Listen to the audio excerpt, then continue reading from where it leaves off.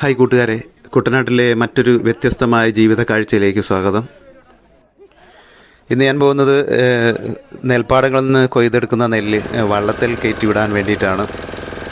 അത് സാധാരണ ഇവിടുത്തെ ഓരോ ഏരിയയിലെ ആൾക്കാർ തന്നെയാണ് അത് ചെയ്യാറ്. ആ കൂട്ടത്തിൽ ഇന്ന് ഞാനും അവരോടൊപ്പം കൂടി. ഇതിന് പോകുന്ന എല്ലാവരും ഒരു സ്ഥലത്ത് ഒരുമിച്ച് കൂടും. എന്നിട്ട് എത്ര വള്ളങ്ങളുണ്ടോ അതിലേക്ക് ആൾക്കാരെ ഡിവൈഡ് ചെയ്ത് കയറ്റുകയാണ് ചെയ്യുന്നത്. ഈ കൂട്ടത്തിൽ പല ജോലിക്ക് പോകുന്ന ആൾക്കാരും ഉണ്ടാവും. അതുപോലെ തന്നെ ഇത് 2-3 ദിവസത്തെ ജോലിയെ കാണുകയുള്ളൂ. പല മേഖലയിൽ ജോലിയെടുക്കുന്നവർ ഒറ്റക്കെട്ടായി ഒരുമിച്ച് കൂടുന്ന ഒരു സന്ദർഭം കൂടിയാണത്. അങ്ങനെ ഞങ്ങൾ നെല്ല് കയറ്റേണ്ട ആദ്യ സൈറ്റിലെത്തി. ഇതുപോലെ പല സ്ഥലങ്ങളിലായിട്ട് കൂട്ടിയിട്ടിരിക്കുന്ന നെല്ല് ചാക്കിനകത്ത് കയറ്റി തുന്നി തൂക്കാൻ വേണ്ടിയിട്ട് പ്രത്യേക ആൾക്കാരുണ്ടാകും. അവർ വന്ന് തൂക്കി അതിൻ്റെ അളവെടുത്തിട്ടാണ് വള്ളത്തേലോട്ട് കയറ്റുന്നത്.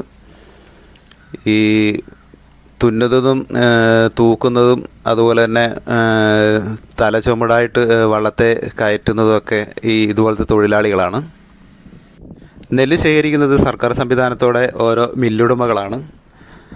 കൃഷിക്കാർക്കുള്ള കൂലി ഇപ്പോൾ ലഭിക്കുകയില്ല, പിന്നീട് അവരുടെ അക്കൗണ്ടിലേക്ക് വരികയാണ് ചെയ്യാറ്.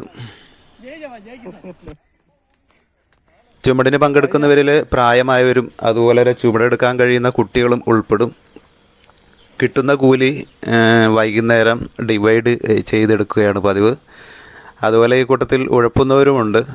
എന്നാൽ ആരും ഇതൊന്നും ഗൗനിക്കാറില്ല. കാരണം കൊയ്ത്ത് കഴിഞ്ഞ് കിട്ടുന്ന 2-3 ദിവസം ഒരുമിച്ച് കൂടാൻ കിട്ടുന്ന ഒരു അവസരമാണ്. അതിനെ എല്ലാവരും സന്തോഷത്തോടെ സ്വീകരിക്കുന്നു. അങ്ങനെ ഞങ്ങളിന്ന് വന്ന വള്ളം ലോഡായി. ഇന്നത്തെ ഞങ്ങളുടെ ജോലി ഇവിടെ അവസാനിച്ചു. ഇനി എല്ലാവരും തിരികെ വീട്ടിലേക്ക് മടങ്ങുകയാണ്.